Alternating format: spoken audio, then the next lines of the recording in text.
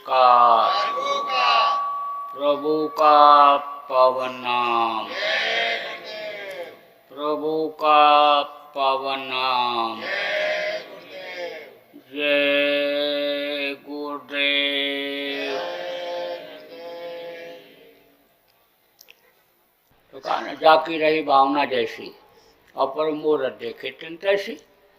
तो अन्य समझ लो, ये सबको महसूस होता है कि रो रहा है, लेकिन क्या कह रहा है ये लोग नहीं समझ पाते हैं। तो कहते हैं कि चलो डॉक्टर के पास। डॉक्टर के यहाँ ले जाते हैं, वह नींद का इंजेक्शन लगा देता है। तो कहते डॉक्टर साहब ने ठीक कर दिया। डॉक्टर का काम क्या है? तकलीफ को दूर करना। तो नहीं कुछ होता है तो बस नींद का इंजेक्शन दर्द का दे देते हैं।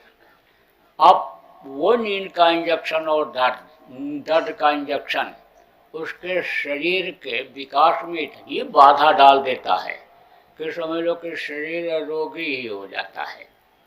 तो अब आपको बता दूं रोता क्यों है। जब बाहर निकलता है तो उस मालिक का दर्शन होना बंद हो जाता है। क्यों? क्योंकि ये काल और माया का देश है। ये आपका देश तो है नहीं, ये काल और माया का देश है। इसीलिए अन्य काल सबको इसको अन्य खाली कराता है, सबको। अन्य समझ लो, जो भी यहाँ पैदा होता है वो उसको मरना पड़ता है। जो भी पेड़ फलता है वो झड़ता है, जो आग जलती है वो बुझती है। यही काल का नियम है और काल का ये देश है। तो काल और माया का पर्दा पड़ जाता है, बस वो अंदर की आंख बंद हो जाती है, दिखाई पड़ना, मालिक का दर्शन होना बंद हो जाता है। तब चिल्लाता है, तब रोता है। दूसरा कारण क्या है रोने का?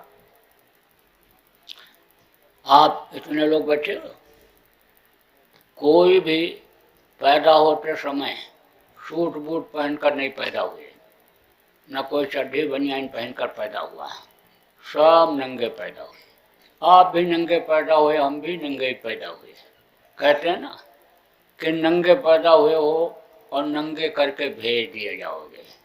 कोई कितना भी धनी मानी हो, राजा महाराजा हो, सोना चांदी हीरा मोती से उसका खजाना भरा हुआ हो, लेकिन 2-4 तोला भी सोना और कीमती चीज अगर शरीर में उसके होगा तो सब उतार लेंगे। कपड़ा पहनने वाला भी उतार लेते हैं, नंगे भेज दिए जाते हैं। अब आप देखो, नंगे पैदा होते नंगे भेज दिए जाते हैं, लेकिन जब नंगे पैदा होता है आदमी तो मुट्ठी बांध करके पैदा होता है, और जाता है जब तो हाथ फैला करके जाता है। यानी समझ लो, आता तो है सब कुछ लेकर के। सब कुछ क्या है? यहाँ मनुष्य शरीर के लिए जरूरी चीजें क्या क्या हैं? अर्थ, धर्म, काम और मोक्ष। 4 पदार्थ कहा गया कर्तलता के। यानी करतल, कर माने ये हाथ, हाथ के अंदर ये चारों चीजें लेकर के आता है। और जब जाता है तो मनुष्य शरीर पाने का लक्ष्य जब नहीं समझ पाता तो सब यहीं छूट जाता है। यानी समझ लो, कुछ लेकर नहीं जाता, हाथ फैला करके चला जाता है। तो मोटी मोटी बातें आपको बताऊंगा। जब पैदा हुए तो रोए, दूध नहीं मिला तब रोए, स्कूल जाने को हुआ तब रोए, पढ़ लिख लिया नौकरी नहीं मिली तब रोए, शादी नहीं हो रही तो रो रहे, और शादी हो गई तो रो रहे, बच्चे नहीं होए तो रो रहे, और 2-4 बच्चे पैदा हो गए तो रो रहे हैं। देखो, जिसके पास पैसा रुपया नहीं है, कहता रुपया पैसा हो जाता मैं भी बड़ा आदमी बन जाता, मैं भी देख लेता रईसी क्या चीज़ होती है। और जिनके पास ज़्यादा रुपया पैसा है, बड़े बड़े सेठ लोग, रात को 2 बजे जब नींद की गोली खाते हैं तब नींद आती है। और नोटबंदी जैसा समय अगर आ जाए तो 3-3 गोली नींद के खाने पर भी नींद नहीं आती है। जब नोट की बंदी हुई तो सेठ उठे और बैठे और लेटे और फिर टहले। 3 दिन हो गया नींद जब नहीं आई, सोचता ही रहता था कैसे करें, क्या करें, कैसे इज्जत बचाऊं, कैसे रुपया पैसा बचाऊं, कैसे नोट बचाऊं, कैसे बदली कराऊं, कहाँ जमा करें, क्या करें, बस ये उधेड़ बुन करता रहा। तो घर वालों ने देखा तो कहा 3 दिन हो गया सो नहीं रहे। तो ले गए डॉक्टर साहब के पास। तो डॉक्टर साहब से कहे नींद नहीं आ रही। अरे बोले तो गोली दे दिए होते नींद की। अरे बोले गोली तो मैं 3 खा गया, गोली 3 खा गया, नींद नहीं आ रही है। तो लड़के ने कहा साहब चौथी गोली दे दें। डॉक्टर बोले चौथी दे तो दोगे, सो तो जाएंगे लेकिन फिर उठेंगे नहीं, सोते ही रह जाएंगे। तो अब आप इस बात को समझो कि जिसके पास ज़्यादा है उसको नींद नहीं आती। जिसका लड़का नहीं है, लड़के के लिए कहो कि चलो मजार पर चद्दर चढ़ा दो, वैष्णो देवी में चुनरी चढ़ाओ, गया में पिंडदान कर आओ, तुम कथा करवा लो, भगत भागवत सुन लो, और तुम जो है दान पुण्य कर लो, सब करता है। तब भी नहीं तो कोई ऐसा मिल गया खाने के चक्कर में घूमते रहते हैं, तो वो उसी तरह की सलाह दे देते हैं कि ये बकरा काट करके चढ़ाएगा तो पकाएगा तो हमको भी खाने को मिल जाएगा। तो वो कह देता है कि काली माता के मूर्ति के सामने बकरा काट करके चढ़ा दो, बस तुम्हारे लड़का पैदा हो जाएगा। अब ऐसा जघन्य पाप कर डालता है। अब किसके सामने करता है? यानी काली के सामने भी नहीं करता है। काली को किसने बनाया? मूर्ति को कौन बनाता है? जो देवी देवताओं को देखता भी नहीं है, पहचानता भी नहीं, दो बात भी नहीं करता है। पत्थर काट करके मूर्ति बना देता और स्थापित कर देता और मान्यता दे देता। कौन? इंसान। बनाने वाला भी आदमी, स्थापित करने वाला भी आदमी और मान्यता देने वाला भी आदमी। तो बस जो देवता न बोले न डोलें, कुछ भी करो कुछ भी न देखें, कुछ भी कहो कुछ भी न सुने, बस उन्हीं के सामने काट करके चढ़वा देता है। अब अगर वो देवता हो, अन्य समझ लो काली माता हो, तो वो अपने सामने काटने देंगी? वो तो खुद काट डालेंगे, तलवार हाथ में लिए रहती हैं। आपने इधर देखा होगा मूर्तियाँ ऊंची ऊंची 150-150 फुट, 125-125 फुट, 100 फुट की मूर्ति बना करके ऐसी जगह खड़ा कर देते हैं कि जहाँ किसी का आना जाना भी न रहे। वहीं धूल गट, वहीं मिट्टी, कूड़ा करकट सब उन्हीं के सामने। नीचे तो बढ़िया एयर कंडीशन बना लेते हैं रहने के लिए और ऊपर मूर्ति खड़ा कर देते हैं।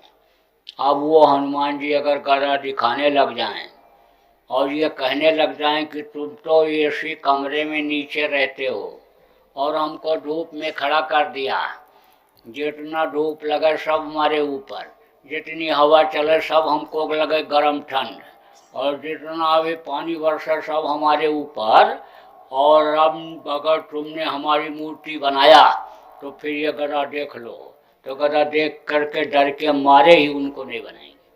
तो अब आपको यह समझने की ज़रूरत है कि बहुत बड़ा पाप है। यानी मानो तो देव ने तो पत्थर, मान्यता आपने उनको दे दिया, पत्थर की मूर्ति को ही अगर मान्यता आपने दे दिया तो आपका यह फर्ज बनता है कि भाई आप उनकी इज्जत करो, कद्र करो। उनके सामने खून क्यों बहाते हो? ये बहुत बड़ा पाप का काम है। जीव हत्या करके देवता को कभी खुश किया ही नहीं जा सकता है। देवता तो समझ लो कि दया करते हैं, उनसे दया मांगी जाती है, दया खत्म करके कभी भी उनको खुश नहीं किया जा सकता है। तो अब आप ये समझो कि सब कुछ कर डालता है जिनके बच्चे नहीं होते, लेकिन जिनके 4 लड़के, कहो दादाजी आप बड़े भाग्यशाली, आपके 4 बच्चे, 4 बहुएं खूब सेवा करते होंगे। तो बुढ़ा क्या कहता है? ये मर जाते तो ठीक था, जीने नहीं दे रहे, जान के लाले पड़ रहे। तो कहो दादाजी आप काका जी ऐसी बात क्यों करते हो? तो हाथ पकड़ करके बैठा लेता है। और धीरे धीरे सब बात बताता है। कब बताता है? जब कहने लग जाओ कि आपने बड़ी मेहनत किया, खूब पढ़ाया लिखाया बच्चों को, मेहनत करके आपने त्याग तपस्या करके पढ़ाया लिखाया और पढ़ लिख करके कमाने के लायक बना दिया, और बच्चे कमाते भी हैं और पढ़ी लिखी बहू भी ले आए। आपको क्या तकलीफ है? ये तो खूब सेवा करते होंगे, खूब बढ़िया बढ़िया बना करके बहू खिलाती होगी और बढ़िया उपदेश आपको करते होंगे, सब सिखाते बताते होंगे। तब कहता है कि जो हमने सिखाया वही ये सब भूल गए, उसको सब खत्म करके आ गए। जब सुबह उठते थे सूरज निकलने से पहले, बिस्तर छोड़ते थे तो भगवान का नाम लेते थे, गीता का श्लोक और रामायण की चौपाइयाँ पढ़ते थे। और अब 9 बजे उठते हैं फिल्मी गाना गाते हुए, खड़े खड़े टट्टी खड़े खड़े पेशाब करते हैं। अरे भाई, मैंने इनको एक को फटा कपड़ा नहीं पहनने दिया, जैसे फटने का होता था दूसरा नया बनवा देता था। और अब ये जब पढ़ लिख करके आए, कमाने वाले बने, तो अब ये फटा पैंट पहनते हैं। तो एक दिन हमने पूछा कि फटा क्यों पहनता है, तेरा यहाँ भी फटा है, यहाँ भी फटा है, यहाँ भी फटा है। तो बोला फटा नहीं है, फाड़ लिया है नया खरीद करके। तो तू अब भी बचपने में है, तेरा बचपना नहीं छूटा, बच्चे ही तो फाड़ देते कपड़े को। तब बोला नहीं पिताजी, ये फैशन है, बड़े आदमी पहनते हैं इसको। तो भाई क्या जमाना आ गया, बुढ़ा कहता है, क्या जमाना आ गया कि जैसे जैसे पैसा बढ़ता गया, कपड़ा छोटा होता गया, कपड़ा फटता चला गया। क्या जमाना ऐसा आ गया, क्या बताऊं हम। तो कहता है कहो कि बढ़िया बढ़िया बहू खिलाती होगी आपको बना करके। क्या खिलाती है बहू? अरे वो तो खाती रहती है, बनाती रहती है। तो पूछवाया कि तू खाती बनाती क्यों रहती है? तब बोली टेस्ट करके बनाती हूँ। तो उसकी माँ ने तो रोटी बनाना सिखाया ही नहीं, न झाड़ू पोछा करना सिखाया, न बर्तन धोना सिखाया, न कपड़ा धोना सिखाया। अब उसको तो नौकर चाहिए। होटल में खाती हैं ये, होटल में। होटल अगर बंद हो जाए तो ये अभी भैया भूखों मर जाएं। बुढ़ा कहने लगता है क्या जमाना आ गया। पहले खाते थे घर में और टट्टी मैदान शौच के लिए बाहर जाते थे। अब ये टट्टी मैदान लेटरिन घर में करते हैं और खाने के लिए बाहर जाते हैं होटल में। क्या जमाना आ गया। बुढ़ा ये कहता है। अब आप इस बात को समझो कि फिर जब और आगे कहो, अरे आप झूठ बोलते हो, आप देखो ये आपका खूब सेवा करते होंगे, आपका शरीर बना है, और तो खिलाते पिलाते सेवा नहीं करते होंगे, मालिश नहीं करते होंगे, तो आपका शरीर कैसे इस उम्र में भी मजबूत दिख रहा है। कहता मैं संयम से रहता हूँ, नियम से रहता हूँ, नियम संयम से रहता हूँ, इसलिए मेरा शरीर इस तरह से है। अरे सेवा तो करते होंगे, अरे पैर तो दबाते होंगे।